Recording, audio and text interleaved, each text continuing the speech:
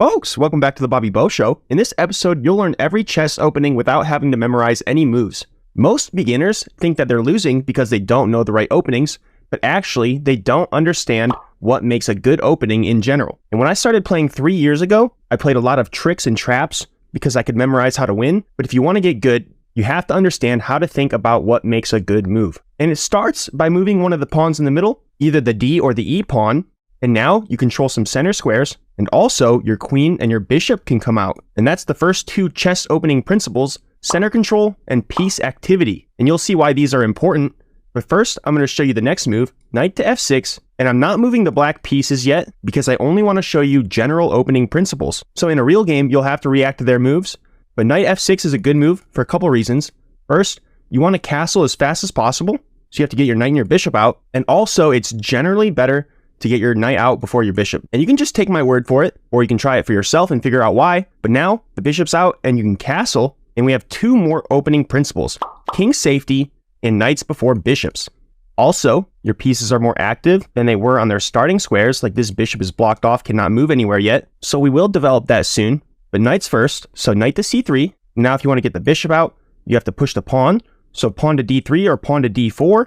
And d3 is good because it creates a solid pawn chain where all the pawns defend each other here, and the pawn defends the bishop. But d4 is more aggressive because now you control the entire center, and you might be able to push one of these pawns to start an attack. But they will also be fighting for center control, so you'll have to react to them too. So it's situational, but in general, anytime you can put two pawns in the middle, it's going to be good because you're controlling a lot of space, and your knights and your bishops can come up. And we'll talk more about that later. But now you can move this bishop out, and really you can move these bishops to any safe square. But in general, you want them on long diagonals, like bishop to f4, long diagonal here, controlling a lot of squares. Maybe the c7 pawn becomes a target, maybe a rook on c1.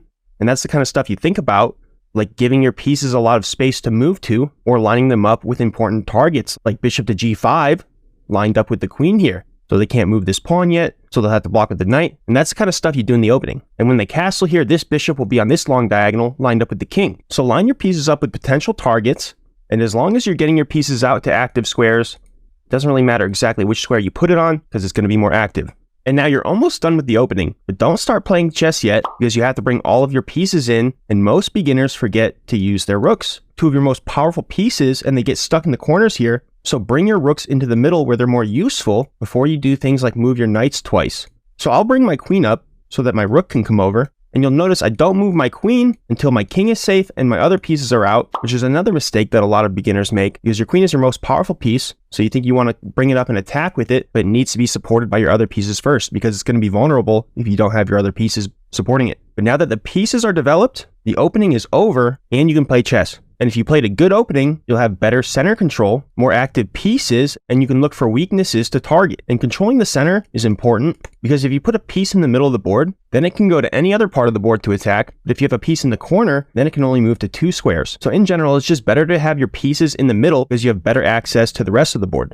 And when you have your pieces working together in the middle, they can work together to attack weaknesses in the other person's defense and win pieces or checkmate. So to summarize everything, good chess openings create piece activity. Active pieces can attack more squares and work together with other pieces, and you will have more piece activity if you control the center, because you have easier access to the whole board while also preventing them from coming to the center, which weakens their piece activity. Make sure you develop your knights before your bishops, and castle for king safety as soon as possible. Finish development before moving your pieces twice, and make sure you bring your rooks to the center or to an open file if a pawn moves. And don't move your queen too early or it will become a target. You need all of your pieces to work together in order to have a successful attack. And once all of your pieces are developed and your king is safe, the opening is over and you have to decide how to play the middle game, which is to look for a weakness and try to attack it. And one thing I might look at is my rook on this open file right here with my bishop lined up on the c7 square. Obviously, this is not a real game, but if you want to see a real game and you want a good opening for beginners and masters too, check out my tutorial on the Queen's Gambit, where you'll see this type of thing, or you can watch this video of my best Queen's Gambit games. Thanks for watching the Bobby Bo Show. Smash the like button for more chess lessons. You forgot to subscribe, but I still hope you have an excellent rest of your day. Goodbye.